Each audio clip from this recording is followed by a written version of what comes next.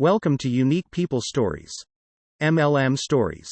At some point on my college campus, I saw one of those $13.13 per hour base flyers. That's not an exact dollar amount, but it was some weird number like that. At the time, that was pretty good money if it was hourly. Which of course it wasn't. This was before I knew about multi-level marketing schemes. It was about the year 2000 honestly. I called the number and was immediately offered an interview. However, I hesitated to agree to an interview unless I knew basic details about the job itself. So, they requested a quick meeting just to casually discuss more details of the position. Anyway, I showed up for the meeting, and it's a large office building. I believe it was one of those buildings where you can temporarily rent office space to give the appearance that you are legitimate business.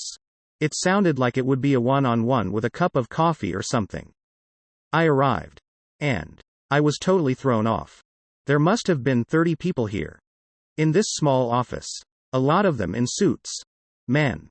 Women. Mostly young. But very formal. I was in jeans and I believe a t-shirt. Not tucked in. I was a college kid. The initial call was very casual. So I dressed casual. Today, I now greatly appreciate that I was hilariously underdressed. There was even a receptionist who had no answers. When it comes time for my interview, there were 4 other people getting interviewed in the room at the same time. By the same guy. Apparently, they decided multiple interviews containing 4 people each or something. I knew something was very wrong. And I was already fuming about these people wasting my time. The problem for the MLM master. I'm a very strong-willed person. That is not going to get stepped on or bullied. Anyway, the interviewer was extremely aggressive and rude from the start. He looked at me and said, "You see all of these people dressed up? Why didn't you dress up?" I explained that I knew nothing about the job. I didn't know if I would be flipping burgers, waiting tables, etc. So why would I dress up? I explained that I had not even agreed to an interview without details. I asked why so many people were there, and why multiple people were in our meeting. I demanded to know something. Anything about the position. We basically ended up in a huge verbal altercation. Neither of us were backing down. And the other people being interviewed were sitting there awkwardly at this point. It was loud enough to hear in the lobby, with the others waiting nearby. I told him I would be 10 times more furious if I had taken the time to get into a suit for this crap. When he realized I was starting to damage his entire operation, he quickly hired the other 3 people in the room and told them to grab the details from the receptionist. I don't remember him even speaking to the others in my meeting beyond hiring them. He then turned to me, as I was about to walk out, and said, "Why don't you talk to the receptionist? Come back again. Try again. And dress properly next time." That's right. This total idiot still wants to hire me. After basically telling him that he's wasted my time.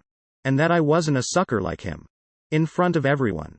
On the way out, the receptionist handed me the standard bullshit paper, which contained details for the next meeting. Or whatever it was. I think the company was Vector. But I could be off on that. It's been a lot of years. I decided to go back for the second interview. After discussing it with a few friends. And realizing it was in walking distance. We went to Goodwill and made some great selections. I was able to collect a Hawaiian shirt. Pink pants I believe designed for an old obese woman. And rubber boots. The pants were too short. But the rubber boots covered my ankles. One of my friends found a dress that was designed for a grandma. Ridiculously tight by the way. The third person found what looked like a robe. Or a navy blue Eastern pattern karate style outfit. I decided to bring the 2 friends along. I knew extra people would not be noticed or turned away by these slime balls. The friend wearing a dress tried to back out. But we finally got him on board with the dress. Along with swim goggles. I could not even look at him without laughing. He looked so dejected. I told him to act like his outfit was totally normal if prompted. This MLM person wasted the time of countless other people. Why not waste his time? Plus, I was 20, and obviously not the most mature person. So, the second meeting was a little different. It was on campus, in a large common area, with a lot of couches and tables, etc. for studying. He may have run out of money to rent space. It's also possible that fewer people usually show up for the second meeting, after realizing it's essentially bullshit. However, I'd like to think that my words at the original meeting were the reason that only 6 others showed up, along with 3 goofily dressed people at the second meeting. It was the same guy. We were 15 minutes late, but I approached him wearing a Hawaiian shirt, pink pants, and rubber boots. I immediately apologized for my unprofessional attire last time. I asked if he remembered my name. There's no way he knows any names. He wouldn't shake my hand and basically tried to tell us to leave immediately. I explained that I was invited back and showed my crappy paper to the rest of the people. Unfortunately, he did not own the property and really had no authority to remove us. So he was stuck with our terrible questions, goofy looks and interruptions, and had to cut short for a third meeting, which I was unfortunately unable to attend. So 3 years ago in May I had heard of this really cool farmers market near a city that I lived. People would come to this shopping square and on Saturday afternoons sell their goods ranging from fruits and veggies, homemade gelato, and even fresh meats, which are all amazing. Now I had briefly heard about Young Living before. Some of my mom's friends would sell it on the side, but I had never really thought about it or researched into it. Well, as I was walking through the farmer's market, I had noticed this Young Living essential oils booth was pretty empty. And I felt bad for the ladies there because no one was really paying any attention to them. I thought to myself, well, I have an oil diffuser, so I might as well be nice and just look around the booth. I was looking around the booth just nicely, when one of the ladies starts bombarding me with product information. And I was trying to be nice and listen. Asked about the product, and realized it was out of my price range. Also, I wasn't really a fan of the vibe they were giving off towards me as well. Before I left their booth tent, they insisted I should sign up for emails, that they wouldn't spam my email. They would just send me information on the product and that was it. So I put down my spam email account because why not? Seemed harmless, and all other emails from retail stores go into that email, so whatever. Mind you, this email is not attached to anything else I have. This is important to know for later. That's where I was wrong. So one of the ladies, we will call her Patricia, was sending me emails every other day trying to get me to buy essential oils.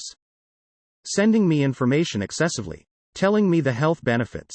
And in all honesty, I just ignored it because it's my email, whatever. I don't honestly check that account that much anyways. A couple of weeks go by and I start getting calls and voicemails from a random number. And so after a couple of days I actually listened to these voicemails.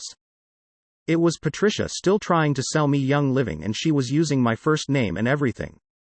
I ignore it, thinking she will go away and maybe get the hint that it's a little weird to find and use someone's phone number you have met once and a number they had never given you as well.